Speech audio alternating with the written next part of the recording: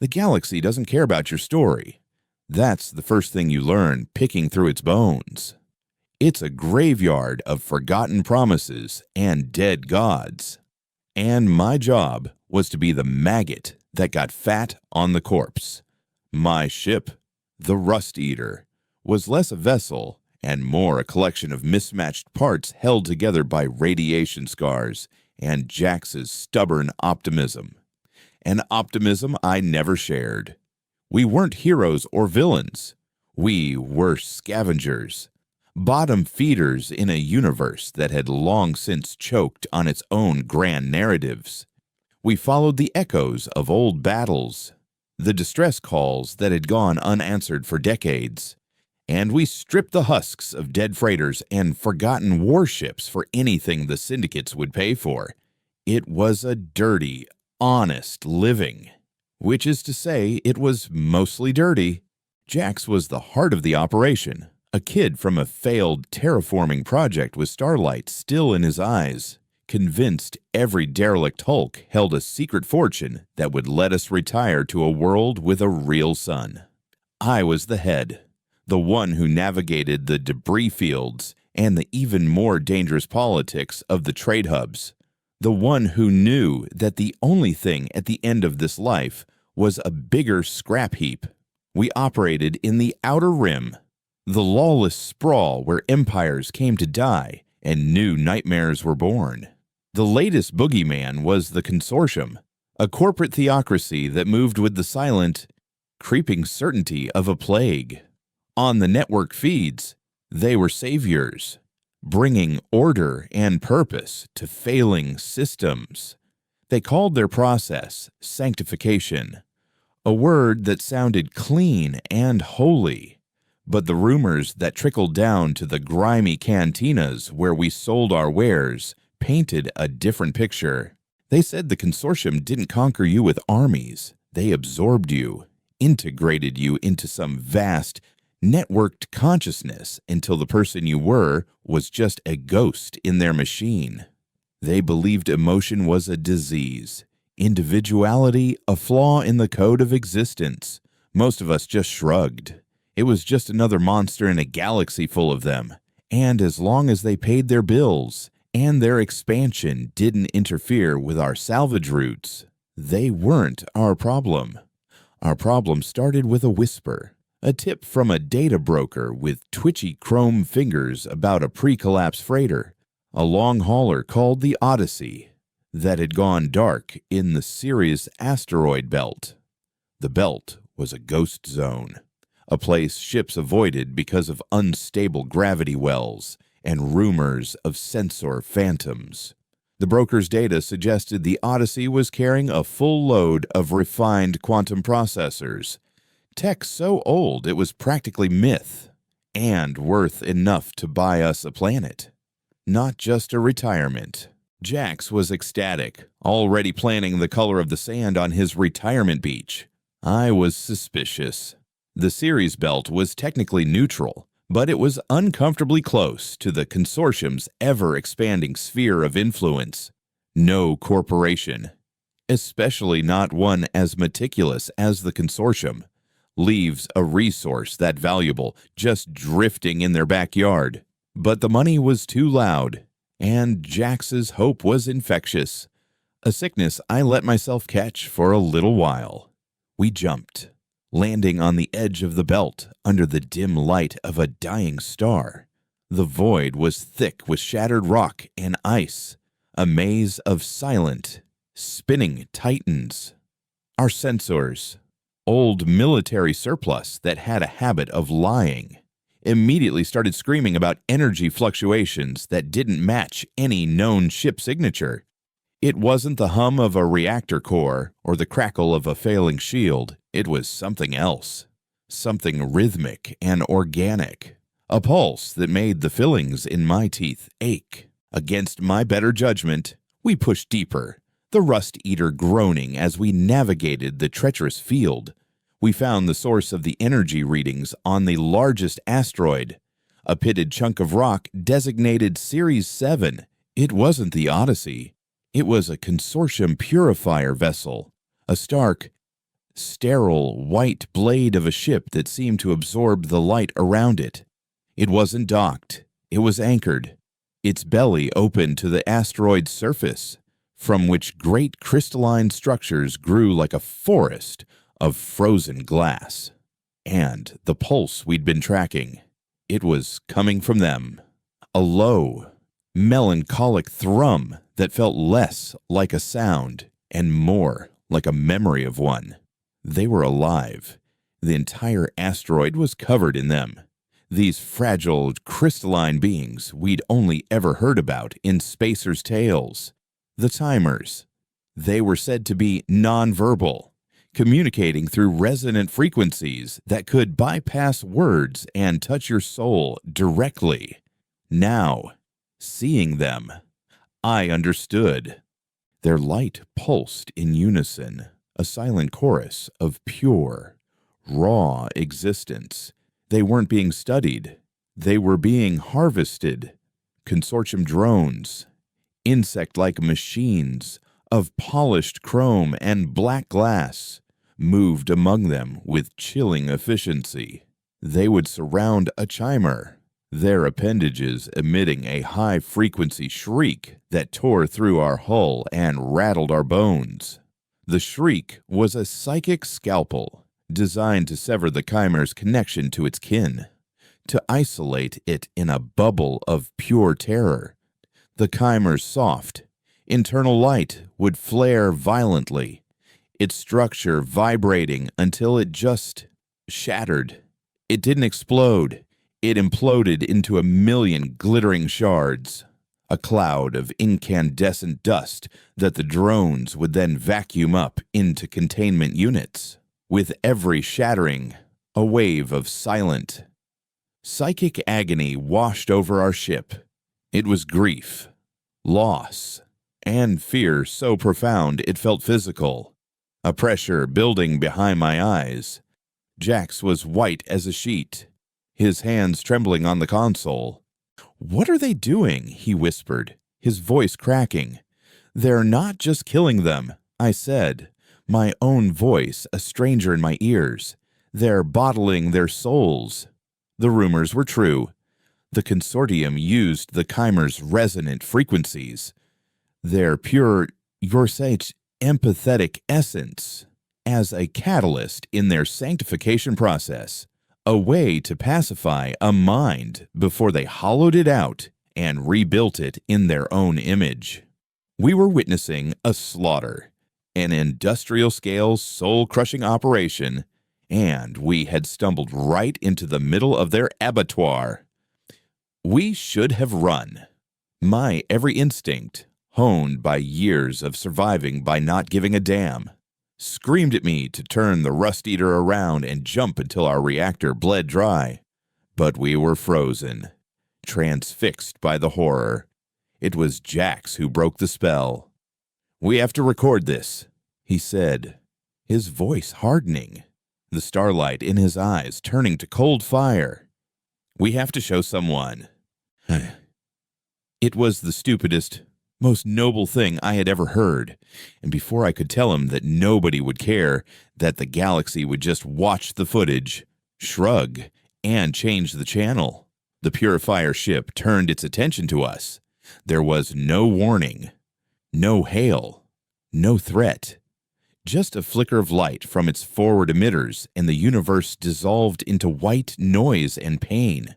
The weapon they used wasn't plasma or laser. It was a focused wave of the same psychic energy they used to break the chimers, amplified 1,000 times. It didn't tear through the hull. It tore through our minds. The ship's systems went haywire, alarms blaring in a dozen different dialects of desperation. The lights flickered and died, plunging us into a red-lit hell of emergency strobes. I felt a searing agony rip through my skull, every memory I had turning into a weapon against me, every fear I'd ever buried rising up to strangle me. I saw my father's face as he died in the mines, felt the cold of space as our first ship lost atmosphere, heard the laughter of every enemy who'd ever gotten the best of me. Through the cacophony, I heard Jack scream, a short, sharp sound that was cut off abruptly. When the initial wave passed, I was on the floor, the deck plate sticky with my own blood from my nose and ears. The ship was dead, spiraling down toward the surface of Series 7. I crawled to the cockpit, my body a symphony of broken parts. Jax was slumped over the console, his eyes wide and vacant, a single trickle of blood running from his temple. He wasn't hit by shrapnel. The weapon had simply broken his mind, snuffed out his spirit like a candle. The last thing I saw before we hit the asteroid's surface was his hand, still outstretched toward the recording controls. Then the world shattered, just like the Chimers, into a million points of light and a darkness so total it felt like an ending. I woke up to a song. It wasn't a sound that entered my ears, but a vibration that settled deep in my bones, calming the frantic, shrieking storm that the consortium weapon had left behind in my head. I was in the wreckage of the Rust Eater, pinned beneath a collapsed conduit, every nerve screaming. The psychic echoes of the harvest were still there, a constant, high-pitched wail of remembered terror that threatened to tear my sanity apart. But the song was a counter-frequency, a gentle, resonant hum that pushed back against the chaos, giving me a single, solid point to anchor myself to. I forced my eyes open. Standing in the jagged opening where the cockpit's viewport used to be was a chimera. It was the only one left. Its crystalline body was fractured in a dozen places, its internal light flickering weakly, but it was whole. It wasn't looking at my physical wounds. It was looking at the wreckage in my mind. It didn't move closer, didn't touch me. It just stood there, singing its silent song of solace, a lonely lighthouse in the middle of my own personal hurricane. As the storm in my head receded, something else took its place. The Chimer wasn't just calming me, it was sharing with me. I saw what it saw. I felt what it felt. I witnessed the arrival of the Purifier, not as an outsider, but from within their collective consciousness. I felt the connection to its kin, a web of light and resonance stretching across the asteroid, a family of 1,000 voices singing the same song. And then I felt the shriek of the consortium's drones, the severing of those connections one by one, the terror of isolation, the agony of shattering, and the profound, world-ending grief of being the last voice left singing in a choir that had been silenced forever. It was its pain, its loss, its memory, but it poured it into me until it was mine as well. For the first time in my life, I felt something for someone else that wasn't pity or obligation. I felt their sorrow as my own. The debt I owed it wasn't for saving my life. It was for showing me a soul. Just moments before it showed me how it had been stolen, I managed to pull myself free, fueled by a rage so pure and cold it burned away the pain. The Rust Eater was a tomb, but the reactor was miraculously intact. The jump drive damaged, but maybe, just maybe, functional enough for one short, blind hop. The Chimer never moved, its song a constant, mournful hum. I didn't ask it to come with me. There was nowhere else for it to go. As I patched the drive together with trembling, blood-soaked hands, I knew my life as a scavenger was over. Jax's dream of a quiet retirement was dead with him. A new purpose had taken root in the ruins of my mind. A purpose forged in shared grief and paid for with a debt of blood and sorrow. The consortium had made a mistake. They had harvested 1,000 souls, but had left one witness. And they had left him with a ghost to sing a song of vengeance, As the jump drive spun up with a scream of tortured metal, I set a course. Not for the nearest trade hub or safe port.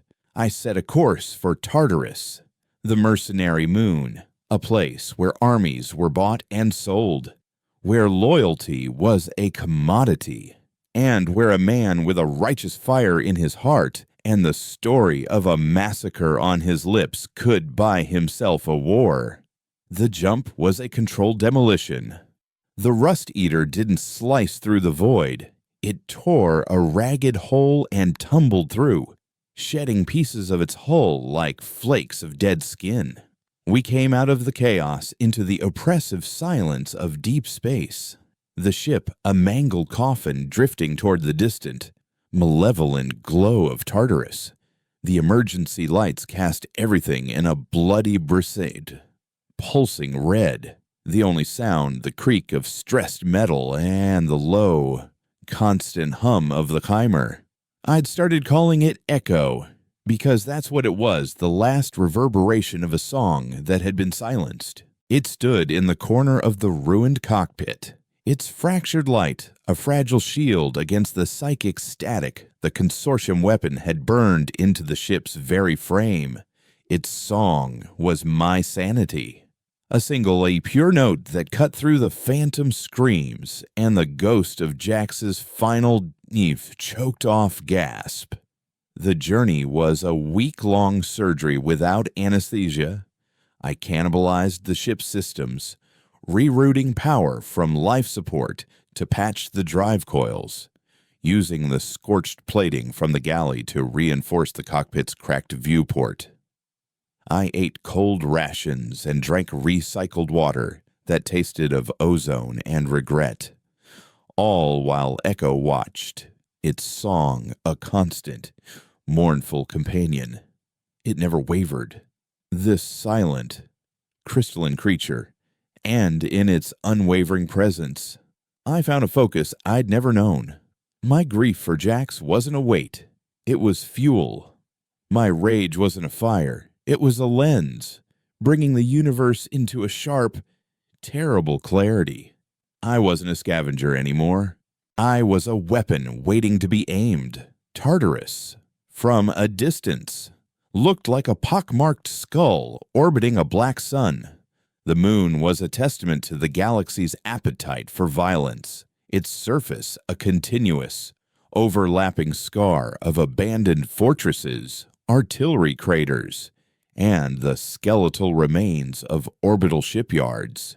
This was the nexus of the mercenary trade, the one place where morality was a foreign currency and a contract was the only law that mattered. Landing was an exercise in bribery and desperation. My transponder was fried, the ship was a wreck, and I had a priceless, one-of-a-kind alien life form standing in my cockpit. I paid the docking controller with the last of my legitimate credits and a promise to look the other way, landing the Rust Eater in the graveyard sector, a boneyard for ships even more broken than my own. The moment the ramp lowered, the air of Tartarus hit me like a fist, a thick, soupy mixture of ozone, spilled fuel, and the metallic tang of recycled air and old blood. The moon was a city built in a wound, a chaotic sprawl of neon-lit cantinas, chrome-plated weapon shops, and fortified barracks stacked one on top of the other, all humming with the energy of 1,000 simmering conflicts. I draped a radiation tarp over Echo, a flimsy disguise that made it look like a piece of salvaged tech, and stepped out into the fray. My plan was simple, which is another way of saying it was suicidal. I wasn't here to hire a squad. I was here to buy an army. And my currency was the truth. Finding the right broker took 2 days of navigating the moon's treacherous social landscape. I avoided the loud, boisterous recruitment halls where fresh-faced kids signed away their lives for a chance at glory. I was looking for the real power, the kind that didn't advertise. I found her in a place called the Ticker, a quiet, dimly lit bar where the only sounds were the whisper of data streams on holographic displays and the clink of glasses. She was Kalen, leader of the Void Hounds, a mercenary outfit known for two things: fulfilling impossible contracts and having a 0% desertion rate. She was a veteran of the corporate wars, her face a road map of old scars, her eyes the color of a dead circuit board. She sat alone, nursing a glass of something that smoked, watching the ebb and flow of mercs with the detached interest of a predator watching a herd. Getting to her table was the first test. Her second in command, a mountain of a man with cybernetic arms that could crush a bulkhead, blocked my path. I didn't try to push past him. I just looked at Kalen and held up a data chip, the chip that held the fragmented, corrupted recording Jax had died trying to make. I have a contract, I said, my voice hoarse from disuse. It's a high-risk, high-reward proposition, and it's exclusive. Kalen watched me for a long moment, her eyes unreadable. Then she gave a slight nod. The mountain stepped aside. I sat down, the worn synth leather of the booth cold against my back. "You're either brave or stupid," she said, her voice a low rasp, like rocks grinding together. "Let's find out which." I laid it all out. The Odyssey, the lure of the quantum processors, the series belt, the consortium purifier. I told her about the chimers, the harvest, the psychic weapon that had broken my ship and my partner. I slid the data chip across the table. This is the proof. It's fragmented.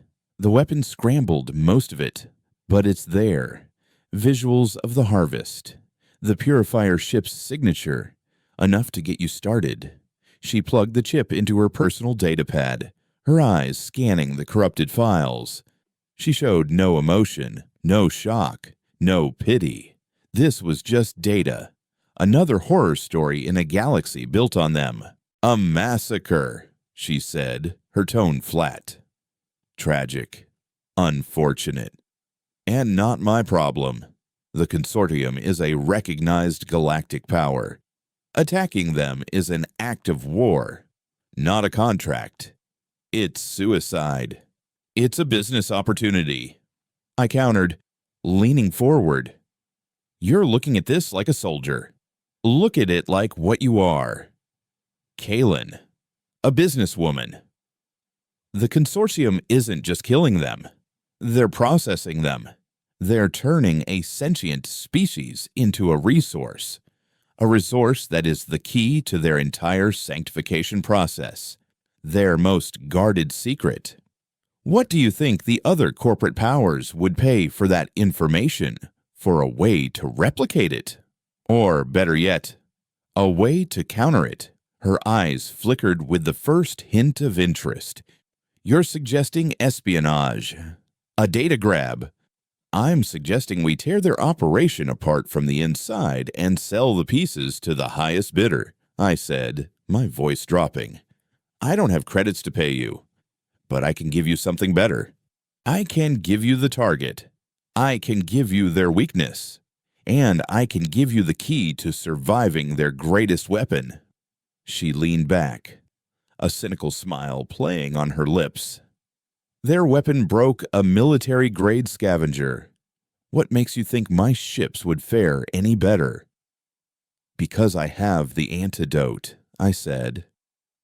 I looked toward the entrance of the bar, where I'd left the tarp-covered shape. The consortium's weapon works by creating psychic chaos, turning a mind against itself. But it can be countered. It can be shielded. I didn't need to say more.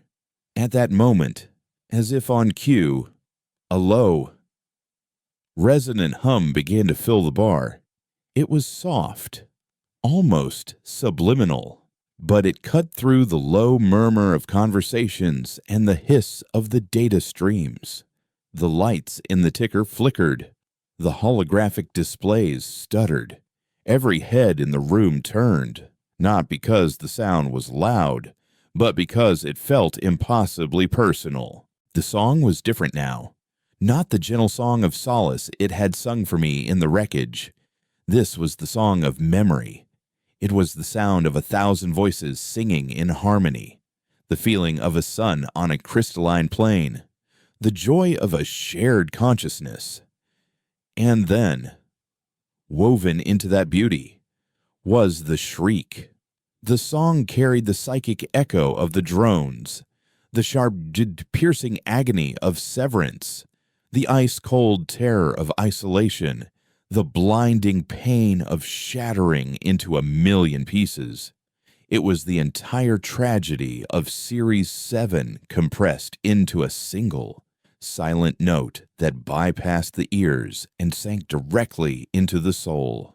Kaylin's hand tightened around her glass, her knuckles white, the cynical mask on her face cracked, replaced by a flicker of raw, unadulterated shock. Her second-in-command took an involuntary step back, his chrome hands raised as if to ward off a ghost. For 30 seconds, the entire bar was held captive by the memory of a genocide, broadcast by its sole survivor. Then, as quickly as it began, the song receded, returning to the gentle, calming hum it had held before. I didn't have to explain. Echo had given them the proof that no data chip ever could. They hadn't just seen the atrocity, they had felt it. That, I said into the ringing silence, is what they're harvesting. And that is our shield. Its frequency can create a bubble of psychic stability, a firewall for the mind. We can get close to them. We can walk through their fire. Kaylin stared at me, her mind clearly racing, reevaluating every calculation. She was no longer looking at a broken scavenger with a sob story. She was looking at a man who held a unique strategic asset, a key to a locked room that held the consortium's darkest secret and its greatest weakness. She was a businesswoman, and the potential profit of this venture was now astronomical. The lives of the Chimers didn't matter to her. The justice I was seeking was irrelevant. But the value of what I was offering, the chance to hold the galaxy's fastest growing power hostage with its own secrets, that was a language she understood perfectly. "You want a war," she said finally, her voice steady again, the businesswoman back in control. "Wars are expensive. My ships, my soldiers, they run on credits and fuel, not vengeance. Then we'll get them." I said, "Our first target won't be a warship. It'll be one of their processing facilities, a place where they convert the raw Chimer essence. We hit them. We steal not only their product, but their research. That becomes our first payment. That's the seed money for the rest of this." She was silent for a full minute, her dead circuit eyes boring into me, weighing the risk against the reward. She looked from me to the tarp-covered figure at the door, the source of the impossible song. Finally, she gave a slow, deliberate nod. "Get your asset and bring it to my ship. Hangar Bay 7. We'll draft a contract," she said, standing up. "Standard Void Hound terms. You are the client. You provide the intel and the strategic asset. We provide the force. All salvage, material and intellectual, is split 60-40. I stood to face her. 50-50. I said, "This is my war. You're just the gun I'm renting." A flicker of something respect maybe crossed her face. 50-50, she agreed. "Welcome to the Void Hounds. Client. Try not to get us all killed." As I walked out of the ticker, with Echo humming softly beside me, the weight of what I had just done settled on me. I had taken the purest, most profound tragedy I had ever witnessed and packaged it as a business proposal. I had turned Echo's grief into a weapon and its song into a commodity. The cost of this war was already higher than I could have imagined. But as I looked back at the cold, calculating face of Kalen, I knew I had made the right choice. To kill a monster like the Consortium, you couldn't appeal to the galaxy's heart. You had to appeal to its greed. And I would burn every last shred of my own soul to buy the fuel for that fire. Hangar Bay 7 was less a docking station and more a surgical theater for starships. The air was clean, sterile, and smelled of cold metal and ionized particles, a stark contrast to the grimy chaos of the rest of Tartarus. The Void Hound's flagship, the Retribution, squatted in the center of the bay like a caged predator. It was an old Hegemony-class cruiser, but Kalen's people had refitted it from the hull out. Its lines were sharper, its armor a patchwork of reactive plating and ablative coatings, and its weapon emplacements bristled with a deadly anachronism of railguns, plasma cannons, and missile pods. This was a ship built not for showing a flag, but for breaking fleets. My arrival with Echo was met not with awe, but with a cold, professional curiosity. Kalen's crew were a reflection of their leader, disciplined, quiet, and radiating a lethal competence. They moved around the hangar with an economy of motion, their faces a mix of augmented humans, stoic synthetics, and a handful of aliens whose expressions were unreadable. They eyed the tarp-covered shape of Echo with a mixture of suspicion and intrigue. But no one broke protocol to ask questions.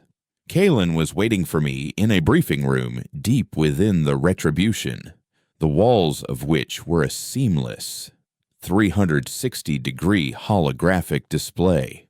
The room was a void, and in its center hung a slowly rotating model of a space station rendered in stark blue light. "This is Ethelberg Station," Kalen said, her voice echoing slightly in the chamber. She gestured, and the hologram zoomed in, revealing a sprawling, ringed structure bristling with sensor arrays and cargo docks. It's a pharmaceutical research and development facility on the edge of the Persephone Veil, according to your intel and our own deep network scans. It's also the Consortium's primary refinement center for the resource you discovered. My intel. That was a generous term for the fragmented data I'd scraped from the Rust Eater's dying memory banks and the psychic impressions Echo had flooded me with. But it had been enough. We'd spent 3 days in a shielded comms room, me recounting the visions, the sterile white corridors of the purifier ship, the specific energy signature of the containment units, the symbols I'd seen on the drones while Kalen's best slicers and intel analysts cross-referenced my trauma with shipping manifests, corporate charters, and encrypted network chatter. Ethelberg was the result, a needle of a target in a haystack of Consortium operations. "Security?" I asked, my eyes tracing the station's defenses. It was a fortress. Multiple layers of energy shields, squadrons of automated defense drones, and a permanent garrison of at least 2 Consortium frigates. Formidable, Kalen admitted. A direct assault would be costly. We'd win, but we'd lose half the fleet before we breached the outer ring. That's not a profitable exchange. She made a slicing motion with her hand, and the hologram of the station peeled away, layer by layer, revealing its internal structure. But their defenses are designed to repel a fleet. They aren't prepared for an infestation. The plan she laid out was audacious and terrifyingly precise. It wasn't a frontal assault. It was a Trojan horse strategy for the modern age. One of the Void Hound's smaller stealth ships, the Whisper, would be modified to mimic the energy signature of a consortium transport, using forged clearance codes bought from a corrupt port official. The Whisper would dock at Ethelberg under the guise of delivering raw materials. Inside the cargo hold, however, wouldn't be supplies. It would be a 5-person strike team. And me. Your role is critical, Kaylin said, her gaze locking onto mine. Your asset, Echo, will be the key. We've constructed a shielded resonance chamber aboard the Whisper. Echo will remain there, projecting its song to create a psychic dampening field around the strike team. It will shield you from their passive mental scans and, if things go loud, from their active psychic weaponry. And the strike team's mission, surgical decapitation, she said, her voice devoid of emotion. You have 2 objectives. First, you will infiltrate their central data core and steal everything. All their research on the Chimers, the sanctification process, their refinement techniques, every bite of their soul-stealing business. That data is our payday. Second, you will plant a virus in their primary reactor control system. It won't detonate the station, not immediately. It's a logic bomb. Once we are clear and have transmitted the activation code, it will simulate a catastrophic reactor failure.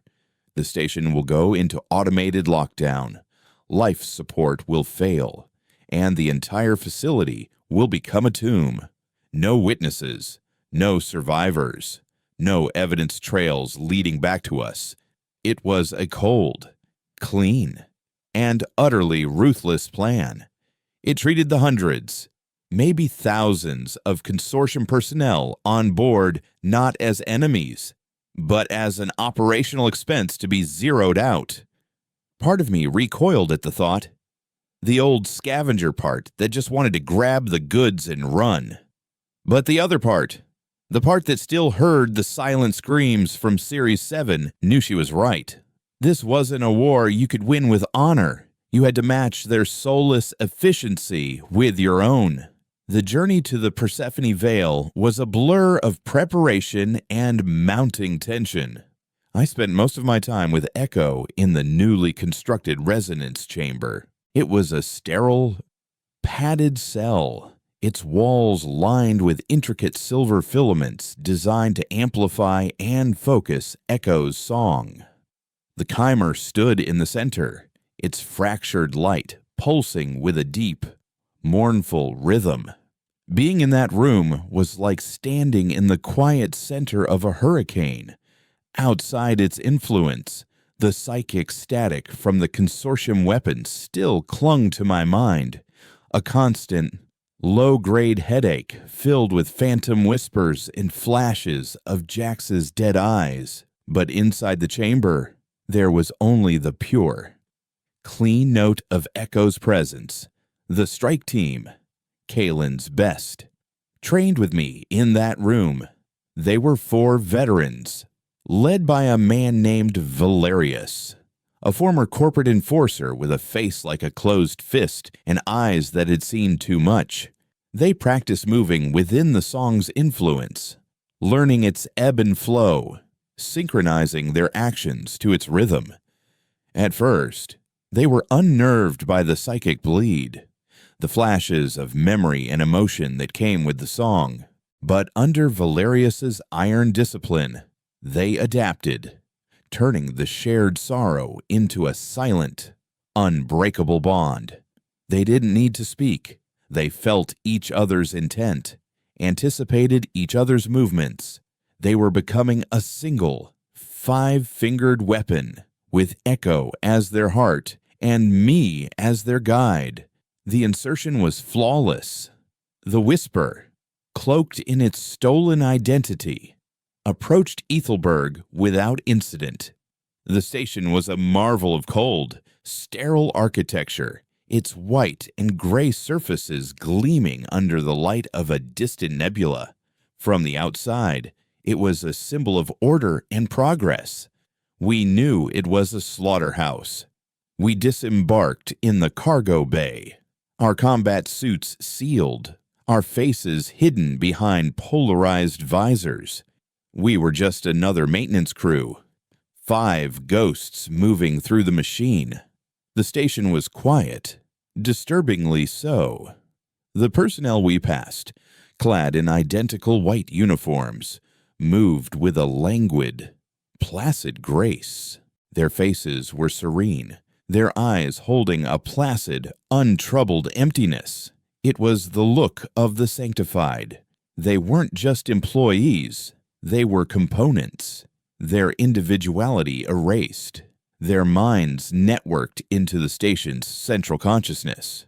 The air was thick with a faint, cloying sweetness, and the psychic pressure was immense, a constant, low hum of enforced tranquility that felt more suffocating than any scream. But Echo's song, broadcast silently into our minds through our comms, was our shield. It wrapped around us, a cloak of borrowed grief that made us invisible to their hive mind perception. We were anomalies, pockets of chaotic emotion in their sea of perfect calm, and they simply couldn't see us.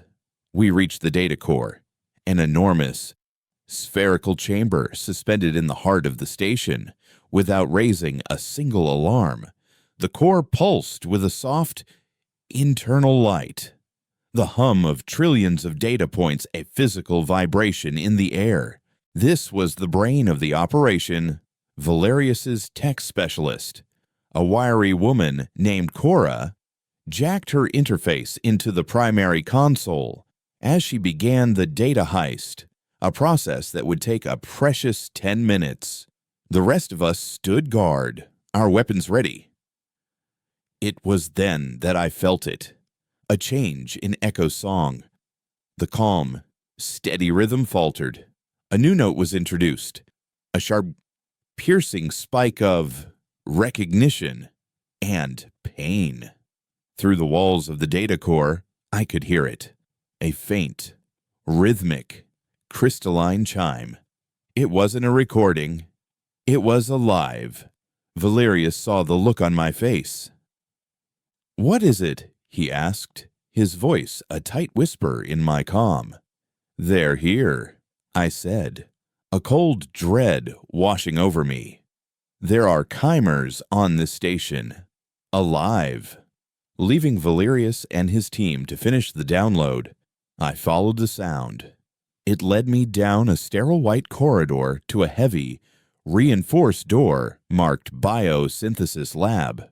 The door was sealed, but a small, reinforced window offered a view inside. What I saw turned my blood to ice.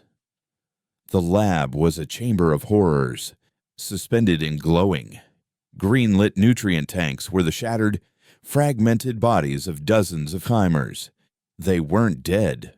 Wires and cannulas were fused to their crystalline structures, siphoning their light, their resonance, their very essence. They were being kept in a perpetual state of breaking, their agony endlessly harvested and refined. And in the center of the room, on a raised platform, was a single, whole chimer. It was larger than Echo, its light a brilliant, defiant sapphire blue, but it was trapped, held in place by a series of energy pylons that crackled and hissed. It was singing, a desperate, near-defiant song of pain and resistance, a song that was being drowned out by the machinery of its own torture. The station's placid hum, the serene emptiness of its sanctified crew, it was all powered by this. They had taken the Chimer's song of life and twisted it into a lullaby of damnation. The sight broke something in me. The cold, calculated rage that had fueled me since Series 7 erupted into a white-hot, uncontrollable fire. My mission was to steal data and plant a virus. My promise to Echo was to get revenge. But looking at the living, breathing atrocity in that lab, I knew that wasn't enough. It wasn't enough to bankrupt them. It wasn't enough to kill them from a distance. I had to burn this place to the ground, and I had to do it with my own hands. I raised my pulse rifle. Valerius, I said into my comm, my voice a low, dangerous growl. Change of plan. The data is secondary. Our new primary objective is liberation. We're not leaving a single one of them behind. Before he could respond, I blew the lock off the lab door. The explosion echoed through the silent corridor like a thunderclap. Alarms blared to life. The serene, placid hum of the station was shattered by the shriek of a full-scale security alert. The hive had been woken. My war was no longer cold and calculated. It had just become very, very loud. The moment the lab door blew inwards, all the carefully constructed serenity of Ethelberg Station shattered. Red emergency lights bathed the sterile white corridors in a hellish glow, and a synthesized voice, devoid of panic, began to drone security warnings. The placid, empty-eyed consortium personnel didn't scream or run.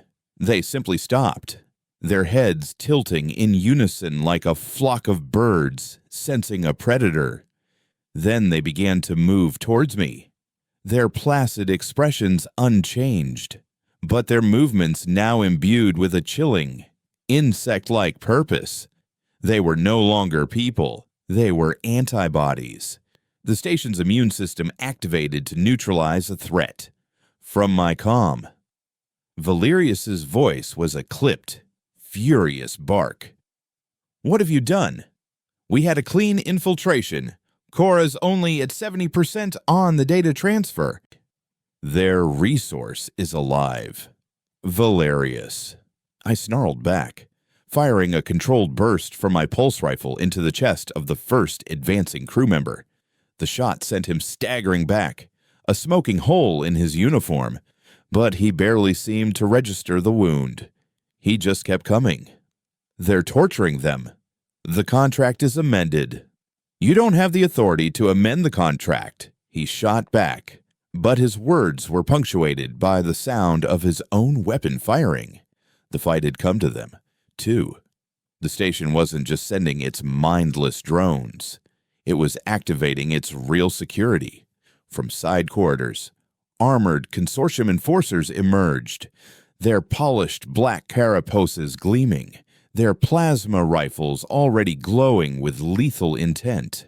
They moved with a terrifying, synchronized grace, a dance of death orchestrated by the station's central intelligence. My shield, Echo's song, was still active, but it was changing. The intrusion of the live Chimer's desperate song from the lab had created a dissonant, chaotic harmony in my mind. It was no longer a perfect shield. It was a storm, a maelstrom of grief, rage, and defiance. It still protected me from the worst of the station's psychic pressure, but it was also a beacon. The enforcers couldn't read my mind, but they could feel the psychic noise I was generating. They knew where I was. I fought my way into the biosynthesis lab, the air thick with the smell of ozone and the sweet, sickly scent of the nutrient fluid. The captive Chimer on the central platform pulsed its sapphire light. Its song, a silent scream that resonated with the one in my head. I had to free it. The control console for the energy pylons was on the far side of the lab, past the rows of tanks holding the shattered, suffering bodies of its kin. Enforcers poured into the room behind me. their plasma bolts searing the air, splashing against the reinforced glass of the tanks. I moved, using the tanks as cover, the sight of the tormented chimers in my periphery fueling my rage. This wasn't a mission anymore. It was a rescue, a desperate, hopeless, and probably suicidal rescue. I reached the console, my fingers flying across the controls, desperately searching for a release sequence. But the system was a trap. The moment I accessed it, a surge of energy arced from the panel, throwing me back. My suit's system screamed warnings as the biofeedback attack tried to shut down my heart. Through the haze of pain, I saw the pylons around the sapphire chimer glow brighter, the energy constricting, its song faltering into a pained whimper. They weren't just containing it, they were using it as a lure, a honeypot for anyone with a conscience. From my comm, Cora's voice, strained and breathless. Data transfer complete. I'm initiating the virus upload now. A deep, shuddering groan ran through the entire station. The lights flickered violently. The virus was in the system, but it was too late for a clean getaway. The enforcers were closing in, their movements becoming more precise, their fire more focused. They were adapting, learning to pinpoint the source of the psychic disruption. Valerius's voice cut through the chaos again, this time colder, harder. We have the asset. We are aborting. Rendezvous at the cargo bay in 5 minutes. If you are not there, we are leaving. I knew he meant it. He was a professional. His loyalty was to his contract and his crew, not to my personal crusade. But I couldn't leave. I looked from the sapphire chimer, slowly being crushed by the energy field, to the rows of tanks filled with its dying brethren. Leaving them here to be entombed when the station's life support failed felt like a betrayal worse than death. It was then that Echo's song in my head changed once more. The grief and rage were still there, but they were now underpinned by a new, powerful current, a cleared, unwavering instruction. It wasn't a word, but a pure concept, a burst of strategic understanding that bloomed in my mind. The heart. Break the heart. I understood. I wasn't supposed to save the branches. I was supposed to kill the root. The station wasn't powered by its reactor alone. It was powered by the stolen life force of the chimers, funneled and focused through the sapphire one on the platform. The energy pylons weren't just a cage. They were a conduit. If I could overload them, the resulting feedback loop would not just free the prisoner. It would send a catastrophic wave of raw, unfiltered psychic energy back through the entire station's network, burning it out from the inside. It would be a psychic EMP, a soul bomb. It would also, almost certainly, kill me. Valerius, I said, my voice eerily calm as I got back to my feet. Get your team out. I'm finishing this. Don't be a fool. Your death isn't in the contract. Jax's death wasn't either, I replied, and cut the comm. I ignored the enforcers, their plasma bolts searing past me, one catching my shoulder and sending a wave of agony through my body. I focused on the central pylon, the main power conduit feeding the cage. My pulse rifle wouldn't be enough.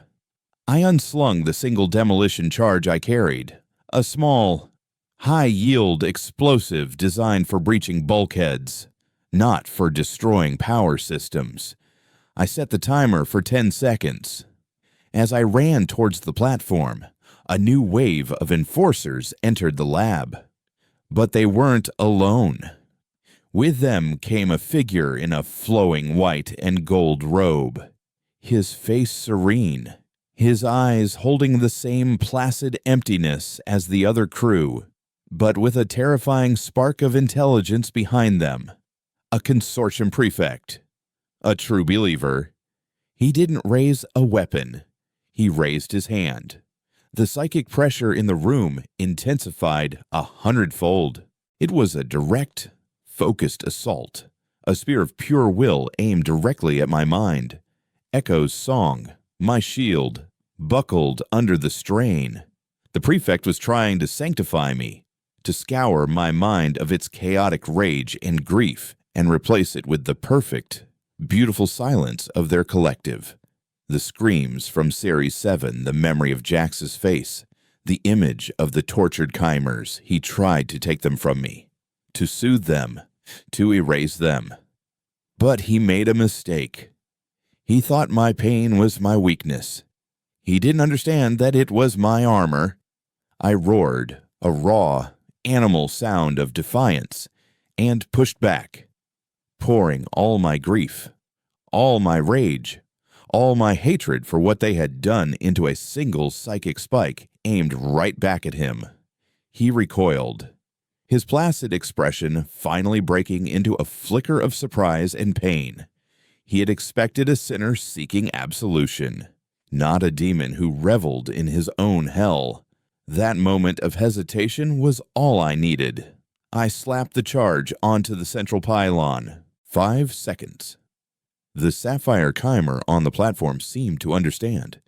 Its song surged, no longer a plea for help, but a triumphant, defiant war cry, a final, beautiful note of pure existence. It met Echo's song in my head, and for a glorious, heart-stopping second, the two voices, the last two of their kind, sang in perfect harmony. 4 seconds. I turned and ran, diving behind the control console as plasma fire ripped through the space where I had been. 3 seconds. The prefect's face was a mask of fury as he realized what I had done. He raised his hand again, but it was too late. 2 seconds. The sapphire chimer's light flared, becoming as bright as a star. 1 second. The demolition charge detonated. The explosion itself was secondary. The real effect was the severing of the conduit, the immense psychic energy that was being siphoned and controlled was suddenly, violently released. A silent, invisible tsunami of pure, raw life force erupted from the platform. It was the collective agony and defiance of every chimer they had ever harvested. A concentrated blast of soul stuff that hit the station's networked consciousness like a physical blow. Every sanctified crew member in the lab collapsed, their bodies twitching, their minds wiped clean, a faint trickle of blood leaking from their noses. The prefect screamed, a real human scream of terror, as the wave of emotion washed over him, shattering his perfect tranquility and flooding him with the pain he had so clinically inflicted on others. He clutched his head and fell to his knees, his mind broken. The station died. The lights went out. The emergency strobes stuttered and failed, and the only illumination in the lab was the fading, gentle glow of the freed chimer. The energy pylons were dark, twisted scrap. The life support systems on the torture tanks failed, and one by one, the faint lights within them went out, their suffering finally at an end. I lay behind the console, my body battered, my suit's display a mess of critical warnings, but I was alive. And for the first time since I'd woken up in the wreckage of the Rust Eater, the psychic static in my head was gone. The soul bomb had not just wiped the station's consciousness, it had cleansed the psychic wound it had left in me. There was only silence, a profound, perfect silence. I staggered to my feet and looked at the sapphire chimer. It was free, its beautiful light now soft and gentle. Its song was one of gratitude, a soft hum that vibrated through the deck plates. It took a hesitant step, then another, moving towards the shattered doorway of the lab. It was leaving. Our business was concluded. I knew I had to go, to try and make Valerius's rendezvous. But I also knew I had the data. I had Kalen's payday, and I had a choice to make. I could transmit the data to the Voidhounds, fulfill my contract, and let Kalen sell the consortium's secrets to the highest bidder, sparking a new corporate war that would burn across the galaxy. Or I could do something else. As I limped out of the dead lab and into the dark, silent corridors of the dying station, I carried the fate of empires on a single, encrypted data chip, and, for the first time, I wasn't thinking about revenge or profit. I was thinking about what came next. The silence of Ethelberg Station was a living thing, a heavy blanket woven from dead thoughts and extinguished life. My footsteps echoed in the dark, cavernous corridors, a solitary heartbeat in a city-sized morgue. The emergency lighting was gone, the only illumination coming from the distant, nebular glow filtering through the viewports and the soft, sapphire light of the Khmer I now called Beacon, who moved ahead of me like a silent, floating lantern. Every corner I turned revealed the same tableau. Consortium crew and enforcers lay where they had fallen, their bodies perfectly intact, but their minds wiped clean by the psychic shockwave. They were empty vessels, the placid tranquility they had embraced in life now a permanent, vacant fixture in death. The soul bomb had been brutally, terrifyingly effective. My comm crackled to life, a desperate, static-laced signal cutting through the oppressive quiet. This is Retribution, client. Do you read Valerius? Report. It was Kalen's voice, strained and distant. The psychic EMP had played havoc with their communications. I keyed my own comm, the suit's power flickering. This is the client, I transmitted, my voice a raw croak. Ethelberg is neutralized. Valerius and his team are gone. I have the package. The silence on the other end was heavy with calculation. Valerius was her best, a significant loss, but I had the data. The contract was still viable. Where are you? She asked, her tone all business once more. Making my way to the cargo bay. I lied. Prep for emergency extraction. The station's reactor is unstable. It was a flimsy excuse, but it would buy me time. I wasn't heading for the cargo bay. I was heading for the communications array at the highest point of the station's central spire. Beacon flowed ahead of me, its sapphire light a guide and a question. Its song was no longer one of pain or gratitude. It was a hum of pure, open inquiry. It had seen the choice in my heart, the crossroads I was standing at, and it was watching, waiting to see which path I would take. Reaching the comms array was a climb through the skeletal remains of the consortium's ambition. The spire was a cathedral of silence, its vaulted ceilings and panoramic viewports looking out onto the star-dusted infinity of the Persephone Veil. At the top, the array itself was a masterpiece of technology, a dish capable of broadcasting a tight beam signal across the galaxy. The control room was dark, but auxiliary power, independent of the main reactor, was still active. I powered up the console, the screen flickering to life and displaying a galactic map, dotted with the territories of the major corporate and political powers. I had Kalen's 60% share of the galaxy's most valuable corporate secret in my hand. I could transmit it to the Retribution, honor my contract, and walk away a rich man, leaving the Voidhounds to ignite a firestorm of corporate warfare that would undoubtedly kill millions, but would also cripple the consortium. It was the logical choice. It was the profitable choice. It was the choice the man who had walked into the ticker would have made without a second thought. But I wasn't that man anymore. That man had died with Jax in the Ceres belt. I looked at Beacon. Its pure, unwavering light illuminating the dust motes dancing in the air. I thought of Echo, waiting for me back on the Retribution. The last two survivors of a species driven to extinction not by malice, but by the cold, passionless logic of resource acquisition. I thought of the serene, empty faces of the sanctified, victims of a philosophy that saw emotion and individuality as a cancer to be cured. Kalen was right. The consortium was a business, but so were the other corporations. Giving them the consortium secrets would be like giving a new pack of wolves the scent of a wounded predator. They would fight, they would bleed, and the galaxy would burn. But the underlying disease, the belief that anything, even a soul, could be commodified, would remain.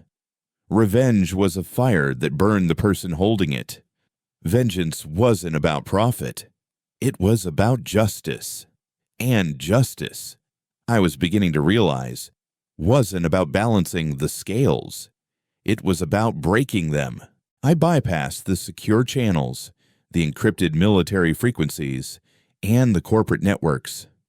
I opened a connection to the public network, the galactic equivalent of a town square, a chaotic, unfiltered stream of information that reached every backwater colony, every trade hub, every forgotten outpost from the core to the outer rim. Then, I began to type. I attached the data core I had stolen from Ethelberg, not just the research, but everything. The personnel files of the Sanctified, showing who they were before the consortium erased them. The shipping manifest detailing the harvesting of the chimers, the internal memos that discussed the acceptable loss rate of their sentient resource. And, at the top of it all, I attached Jax's last, fragmented recording from Ceres 7, the ghost of his voice, a final, damning piece of evidence. I wrote no grand manifesto, no call to arms. I simply wrote, this is the price of their peace. This is the foundation of their order. Look at what they are. Then look at yourselves. I hit send. The data packet, unencrypted and open source, blasted out from Ethelberg's antenna. A message in a bottle thrown into the galactic ocean. It was an act of pure, untargeted chaos. I had given the galaxy a mirror, and I had no idea if they would have the courage to look at it. My comm exploded with Kalen's voice, no longer strained, but filled with a cold, murderous fury. What have you done that was my payday? You've broken the contract. The contract was to hurt them. I replied, my voice steady as I watched the data stream confirmation logs scroll up the screen. There are different ways of hurting something. Kalen, I just chose the one that hurt you. 2. You're a dead man, she hissed. The moment we retrieve you, you won't. I cut in. I walked over to the viewport, looking down at the distant shape of the Retribution holding its position. The virus Cora uploaded. I lied about the reactor. It wasn't a logic bomb. It was a beacon. It's been broadcasting a repeating, high-energy distress signal on a consortium-only emergency frequency for the last 10 minutes. A signal that mimics a Purifier-class vessel under catastrophic attack. Kalen was silent. She understood. I hadn't just called the local garrison. I had screamed for help in their most secret language, guaranteeing that the closest, most powerful consortium warships would be the first to arrive. She couldn't risk a battle with a full response fleet. She had to run. You burned it all, she whispered, a note of disbelief in her voice. Your payday, my payday, your life. For what a ghost, a feeling. For a song, I said, looking at Beacon. Its sapphire light seemed to pulse with something that felt like approval. Goodbye, Kalen. I cut the connection. On the star chart, I could see them now. 3 red icons blinking into existence as they dropped out of hyperspace. The Consortium response fleet. And on the other side of the station, the Retribution's icon began to move, accelerating away, vanishing back into the veil. I was alone, trapped on a dead station with a fleet of the galaxy's most ruthless killers bearing down on me. It was a suicide. I knew that. But as I stood there, with Beacon silent, beautiful song filling the space around me, it didn't feel like an end. It felt like a choice. The first Consortium ships began to dock, their searchlights cutting through the darkness. I didn't hide. I walked to the main viewport in the spire, a lone figure silhouetted against the stars, and waited. I had started this as a scavenger, looking for profit in the bones of the dead. I had become a client, bartering with sorrow to purchase an army. But now, in the end, I was just a witness. I had told the galaxy the truth. The rest was up to them. My story was over. But as the first squad of Consortium enforcers blasted through the doors of the control room, their weapons raised, I realized that maybe, just maybe, the galaxy's story was just beginning. They wouldn't find a terrorist or a soldier. They would find a man and a Shimer, and a choice that would echo through the void long after they were both gone. They would find the first crack in the foundation of their perfect silent order, and they would learn that some songs, once heard, can never be silenced.